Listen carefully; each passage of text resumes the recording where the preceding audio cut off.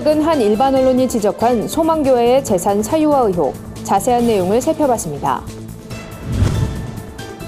스포츠 선교에 공헌한 이들을 발굴해 격려하는 2018 스포츠 선교대상 시상식이 열렸습니다.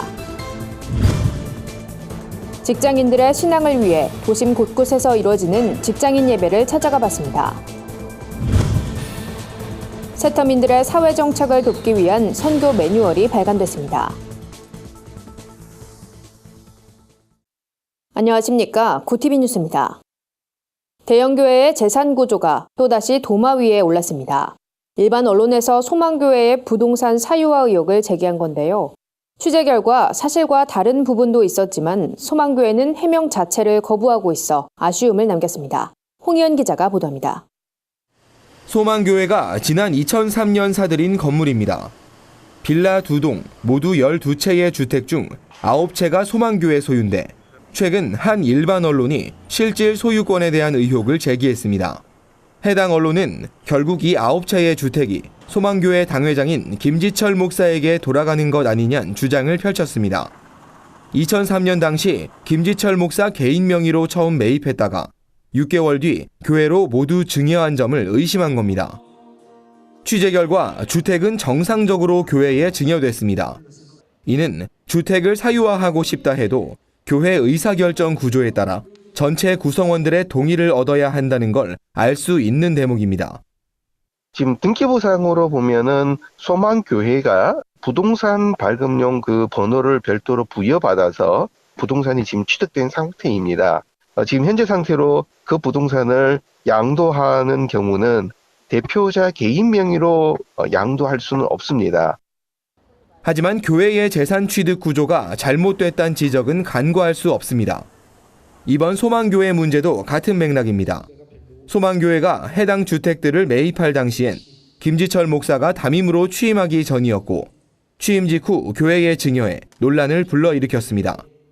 이후 교회는 9년 가까이 이 주택들을 아무런 용도로도 쓰지 않은 채 사실상 방치했고 이 같은 사실이 알려진 뒤 당국으로부터 과징금을 부과받기도 했습니다. 현재는 9채 중 5채를 교회가 설립한 복지재단이 활용하고 있지만 일각에선 오랜 기간 지역 주민들에게 피해를 준 건 분명 교회의 잘못이란 목소리가 나오고 있습니다. 어떤 의도에서 주택을 매입했는지 또 방치했는지는 모르지만 바람직한 모습은 아니란 겁니다. 세속에 오해를 불러일으키는 것은 교회가 좀 더 이런 일들, 더군다나 부동산을 매입을 하고 어떤 고유 목적 사업을 기획을 했을 때에는 그것에 성실하고 즉각적으로 할 수 있지 않으면 안 사야 되는 것을. 이에 대해 소망교회 측은 이 같은 내용의 업무를 담당하는 사람이 없어 답변이 곤란하다는 입장을 보였습니다. 그거는 저희가 담당자가 따로 없어가지고 네네. 자세한 건 저희가 대답해드리기가 좀 어렵네요. 연결해드릴 수가 없을 것 같아요. 이제는 일반 사회에서도 끊이지 않는 교회의 재산 논란. 교회들의 적극적인 해명과 함께 명확한 대책이 필요해 보입니다. 구티비 뉴스 홍우연입니다. 스포츠 선교의 앞장선 이들을 발굴해 격려하는 2018 스포츠 선교대상 시상식이 열렸습니다. 사단법인 세계 스포츠 선교회가 주최한 이번 시상식에선 대상과 공로상, 선교 모범상, 우수 지도자상, 모범 선수상 등 5분야에서 모두 7명이 수상의 영광을 안았습니다. 대상을 수상한 샘터교회 김남숙 협동목사는 1982년 인도 뉴델리 아시안게임에 출전해 금메달 2관왕에 오른 테니스 국가대표 출신입니다. 교회 건축을 위해 메달을 기증한 김 목사는 체육인 복음화와 기독교 스포츠 문화 확산에 기여한 공로를 인정받았습니다. 이 밖에도 현숙희 광역여고 유도감독과 제갈성렬 의정부시청 빙상감독이 공로상을 받았고 평창 동계올림픽에 출전하는 쇼트트랙 국가대표 서일아 선수와 알파인스키 국가대표 김소희 선수가 모범 선수상을 수상했습니다. 세계 스포츠 선교회 이광훈 이사장은 세계인의 마음을 하나로 모을 수 있는 스포츠를 통해 복음을 전하는 것은 최고의 선교 전략이라며 이러한 스포츠 선교의 앞장선 분들을 치하하고 격려할 수 있어 기쁘다고 전했습니다. 정신없이 바쁜 하루를 보내는 직장인들. 일상에 치여 살다 보면 어느새 신앙생활은 뒷전으로 밀려나기도 하는데요. 크리스천 직장인들의 지친 일상을 다독이고 신앙 회복을 돕는 활력소, 직장인 예배를 찾아가 봤습니다. 윤인경 기자입니다. 크고 작은 빌딩으로 가득한 도심. 하루 종일 경무에 시달린 직장인들이 가장 기다리는 시간은 바로 점심시간입니다. 하지만 점심시간을 반납하고 교회 예배당으로 발걸음을 옮기는 사람들이 있습니다.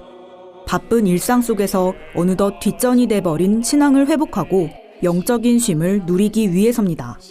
직장일 하다 보면은 업무 중에 여러 가지 때로는 스트레스 쌓이고 과도한 업무, 그다음에 여러 가지 세상적인 그 유혹에 많이 빠질 수가 있어요. 그때 점심 때 시간에 맞춰서 이렇게 오면은 그날의 여러 가지 고민이나 여러 가지가 해결이 되고 참 뭔가 자꾸 기다려집니다, 이 시간이. 30여 분의 예배가 끝나면 직장인들은 교회에서 마련한 식사를 하며 교제를 나눕니다. 서둘러 회사에 복귀해야 하는 직장인들을 위해 김밥과 도시락도 한가득 마련돼 있습니다. 서울 시내에 직장인 예배가 따로 마련된 교회는 10여 곳. 그중 영락교회는 기독 직장인들을 위한 정오 예배를 최초로 시작한 곳입니다. 경쟁 사회를 살아가는 고단한 직장인들을 위해 49년 동안 한 주도 빠지지 않고 직장인 선교를 이어오고 있습니다. 교회가 지역사회에 있는 그 직장인들을 위해서 이런 예배를 만들고 그들이 와서 영적으로 쉼을 얻을 수 있도록 또 충전을 받을 수 있도록 해준다는 의미에서 굉장히 중요한 사역을 하고 있는 것이죠. 직장인 예배를 지금 하고 있는 노하우들을 많이 좀 배워서 작은 교회들도 직장인 예배를 좀 시작해보면 어떨까? 연지교회 김성경 목사는 우리 교인들도 각자의 일터에서 예배드릴 수 있길 바라는 마음으로 직장인 예배를 섬기고 있다며 비록 출석 성도들은 아니지만 온 성도들을 살리고 기독교를 살린다는 마음으로 교회가 직장인 예배에 적극 나서야 한다고 강조했습니다. 구TV 뉴스 윤인경입니다. 새터민들의 사회 정착을 효과적으로 돕기 위한 선교 매뉴얼이 발간됐습니다. 이번 매뉴얼엔 새터민 선교의 구체적이고 실제적인 내용들이 포함돼 눈길을 끕니다. 예장 통합총회 새터민 종합상담센터가 발간한 새터민 사회정착 선교 매뉴얼엔 특별히 새터민의 성서적 사회적 의미와 새터민의 심리 등 새터민에 대한 일반 현황들이 수록됐습니다. 특히 지역교회가 실천할 수 있는 북한 관련 사진전, 임시숙소 운영 등 새터민 선교 프로그램을 준비 과정부터 후속 작업, 실제 교회 사례에 이르는 구체적인 실행 매뉴얼로 한눈에 볼 수 있습니다. 이 밖에도 향후 새터민 선교의 중점 과제로 북한 주민의 대량 입국 대비 방안, 목회와 신학, 아동 청소년 분야에서 새터민 출신의 인재 육성 방안, 남한 사회에 적응하고 있는 새터민 재교육 프로그램 등 구체화된 새터민 선교 전략이 담겨 있습니다. 새터민 종합상담센터 강철민 소장은 새터민의 효과적인 정착 지원과 선교에 작은 도움이 되길 바란다며 향후 예견될 수 있는 문제와 연구에도 일조할 수 있길 소망한다고 전했습니다. 세상 속 크리스천들의 다양한 이야기를 만나보는 시간입니다. 오늘은 어떤 소식들이 있는지 윤인경 기자가 소개해드립니다.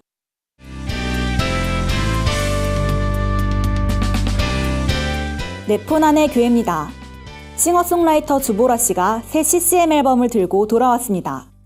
주보라 씨는 오랜 시간 준비한 신곡이 드디어 발매됐다며 꼭 전하고 싶은 메시지가 있어 작곡한 찬양이라고 소개했는데요. 이번 앨범엔 예수님의 옷자락을 붙잡았던 혈루증 여인의 이야기가 담겨 있습니다. 누가 내 옷에 손을 대었느냐 주님께서 물으시네 나는 두려워. 간절한 마음으로 예수님을 붙잡은 여인에게 예수님은 내 믿음이 너를 구원하였으니 평안히 가라고 말씀하셨죠. 이 여인처럼 간절한 믿음을 갖길 소망하는 주보라 씨의 마음이 곡에 그대로 담겨 있는 듯합니다. 성경에 보니까 하나님께서 사랑을 베푸시는 방법이 사실 먹이는 것, 입히는 것으로 시작을 하더라고요. 우리가 이 따뜻한 밥 한 그릇으로 사람을 살리는 사랑마루의 사역이 어느덧 9년째에 접어들었습니다. 사랑마루는 새벽 인력시장에서 일자리를 구하지 못한 사람들에게 아침 식사를 대접하는 사역을 2009년부터 해왔는데요. 단순히 한 끼 해결을 돕는 것이 아닌 하나님의 따뜻한 사랑을 전하는 방법이란 생각으로 사역을 이어오고 있다고 합니다. 사랑마루 상임이사 변현석 목사는 신앙이 없는 분들인데도 불구하고 식사를 하시면서 교회에 빚을 졌다, 하나님이 주신 것이란 이야기를 많이 하신다며 따뜻한 밥을 먹고 힘을 내서 일자리를 찾았다는 분들을 보면 정말 큰 힘이 된다고 말했습니다. 천재 복서로 알려진 매니 파키아오의 간증 영상이 화제를 모으고 있습니다. 파키아오는 65차례의 경기에서 57번의 승리를 거머쥐며 아시아 역사상 최고의 복서로 사랑받았는데요. 파키아오는 지난 12월 한국을 찾아 기독교로 개종한 뒤 깨달은 진정한 행복에 대해 간증을 나눴습니다. 파키아오는 복싱 챔피언이란 유명세를 얻으며 많은 돈을 벌고 도박과 술, 여자 등 온갖 향락을 누렸지만 하나도 행복하지 않았다며 죄책감과 공허함에 시달리면서 목숨을 끊을 생각까지 했다고 털어놨습니다. 그러다 예수님을 영접하고 그동안의 죄를 회개하면서 삶이 달라졌다고 고백했는데요. 파키아오는 매일 아침 저녁으로 가족들과 성경을 읽고 있다며 우리 자신은 물질로 만족할 수 없고 예수님으로 영혼이 채워질 때 비로소 진정한 행복을 누릴 수 있다고 강조했습니다. 네포난의 교회는 시청자 여러분의 제보를 기다리고 있습니다. 함께 나누고 싶은 영상이 있다면 전화나 이메일로 참여해 주시길 바랍니다. 구TV 뉴스 윤인경입니다. 주요 단신입니다. 한기총 선거관리위원회가 기자회견을 열고 차기 대표회장 선거에 증경총 회장은 입후보할 수 없다고 밝혔습니다. 선관위 위원장 최성규 목사는 연임은 가능하지만 대표회장을 지낸 뒤 출마하는 것은 불가하다는 법적 자문을 받았다고 밝혔습니다. 한기총 대표회장 선거 입후보 등록 기간은 12일까지며 선거는 오는 30일 치러집니다. 한국기독교교회협의회가 9일 진행됐던 남북 고위급 회담 합의에 대해 논평을 발표했습니다. 교회협은 평창 동계올림픽에 적극적으로 참가할 뿐 아니라 군사적 긴장 완화와 함께 그동안의 남북 합의와 선언들을 존중하고 이를 기반으로 한반도 평화를 조성하려는 의지를 표명한 것에 깊이 공감한다고 밝혔습니다. 한국기독교교육학회가 새로운 교육목회 모델을 탐색할 수 있는 제4차 산업혁명 시대의 교육목회를 출간했습니다. 이번 책엔 4차 산업혁명 시대의 교육공학, 행정, 기도, 예배, 설교, 전도 등 9개 주제를 다루고 있습니다. 특히 실제 사역을 모범적으로 수행하고 있는 교회를 분석, 평가한 자료도 함께 수록됐습니다.